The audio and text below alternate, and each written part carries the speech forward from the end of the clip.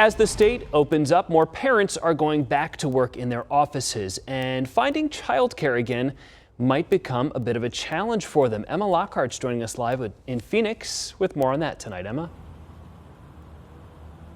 Daycares like Premier Children's Center here in Phoenix is actually turning some families away because they just don't have enough staff right now. The executive director says the past year has just been brutal for the industry, and finding and keeping qualified employees is challenging.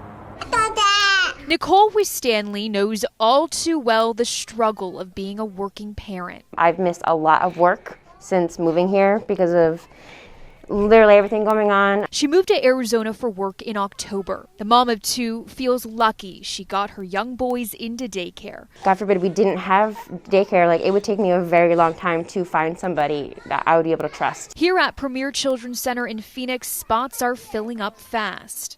Thank you. But there's not enough staff to keep up with the demand. Right now, the center is turning some families away. It's heartbreaking to have a parent standing in the office saying, but I have nowhere else to go, and I want them in a good place, and us having to say, I'm so sorry. Executive Director RONNIE Armstrong says they are desperate. They can't keep staff or fill positions.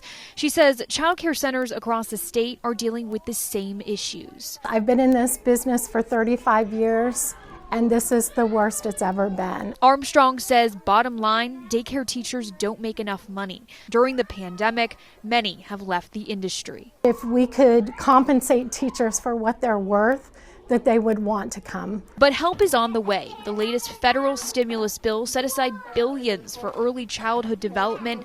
Advocates say Arizona got $248 million, but the money hasn't been distributed yet. We are hoping that another round of grants would be able to be expedited quickly. Advocates say that money could be used for raises or sign-on bonuses, hoping to draw in employees. This is really hard work, but it's rewarding work. It's resilient work. It's making a difference.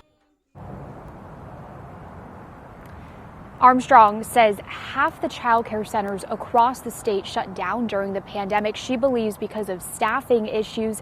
Now she is hopeful that with that federal money on the way, it will help keep some of those other centers afloat. Reporting live in Phoenix, Emma Lockhart for Arizona's Family.